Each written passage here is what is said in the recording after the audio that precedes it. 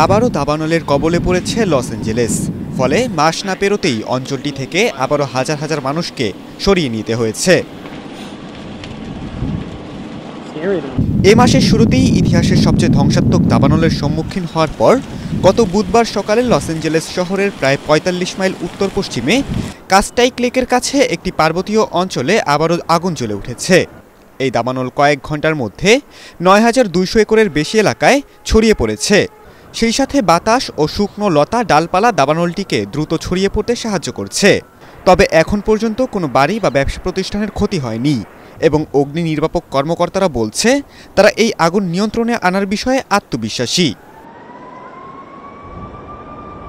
সঠিক প্যাড আর সঠিক তথ্য দিয়ে এসব সামলে নিব এক হয়ে। Monalisa sanitary napkin.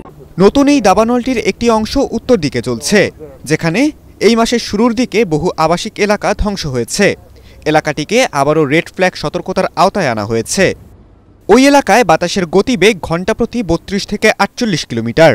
আবহাওয়া পূর্বাভাস বলছে এই গতি আরও বাড়তে পারে, যা আগুনকে আরও ছড়িয়ে পড়তে সাহায্য করবে। বাতাসের গতিবেগ বাড়লে অগ্নি নির্বাপনে নিয়োজিত প্লেনগুলোর কাজ কঠিন হয়ে উঠবে বলে আশঙ্কা সংশ্লিষ্টদের। এখন পর্যন্ত ৩১,০০০ মানুষকে বাধ্যতামূলকভাবে নিরাপদে সরে যাওয়ার আদেশ দেওয়ার পাশাপাশি আরও ২৩,০০০ অধিবাসীকে সতর্ক করেছে প্রশাসন। তাদেরও যে কোনো সময় সরে যেতে হতে পারে।